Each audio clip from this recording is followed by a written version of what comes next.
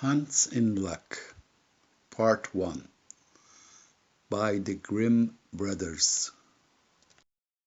Some men are born to good luck. All they do or try to do comes right.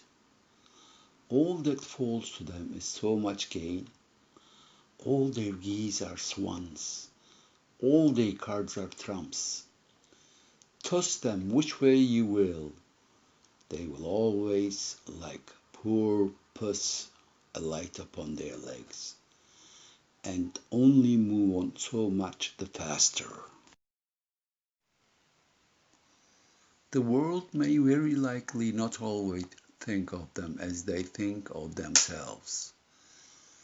But what care they for the world? What can it know about the matter? One of these lucky beings was neighbor Hans. 7 long years he had worked hard for his master. At last he said, "Master, my time is up. I must go home and see my poor mother once more. So please pay me my wages and let me go." And the master said, "You have been a faithful and good servant, Hans, so your pay shall be handsome." Then he gave him a lump of silver as big as his head. Hans took out his pocket handkerchief, put the piece of silver into it, threw it over his shoulder, and jogged off on his road homewards. As he went lazily on, dragging one foot after another, a man came in sight, trotting gaily along on a capital horse. "Ah," said Hans aloud, "what a fine thing it's to ride on horseback. There he sits as easy and happy as he was at home, in the chair by his fireside. He trips against no stones, saves shoe leather, and gets on he hardly knows how." Hans did not speak so softly, but the horseman heard it all and said, "Well, friend, why do you go on foot then?" "Ah," said he, "I have this load to carry.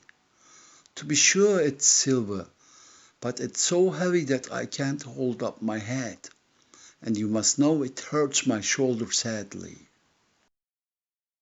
"What do you say of making an exchange?" said the horseman. "I will give you my horse, and you shall give me the silver, which will save you a great deal of trouble in carrying such a heavy load about with you."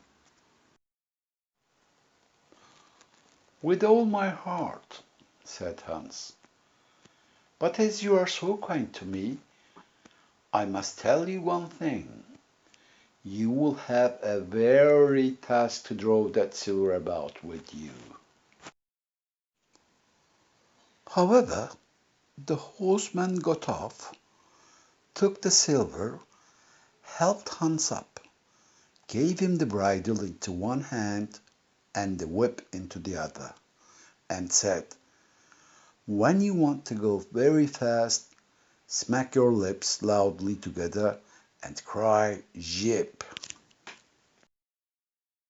Hans was delighted as he sat on the horse, drew himself up, squared his elbows, turned out his toes, cracked his whip, and rode merrily off, 1 minute whistling a merry tune and another singing. After a time he thought he should like to go a little faster. So he smacked his lips and cried, "Jip!" Away went the horse full gallop, and before Hans knew what he was about, he was thrown off and lay on his back by the roadside. His horse would have run off if a shepherd who was coming by driving a cow had not stopped it. Hans soon came to himself and got upon his legs again, sadly vexed and said to the shepherd, "This riding is no joke when a man has the luck to get upon a beast like this that stumbles and flings him off as it would break his neck. However, I'm off now, once for all. I like your cow now a great deal better than this smart beast that played me this trick, and has spoiled my best coat. You see, in this puddle, which, by the by, smells not very like a nosegay."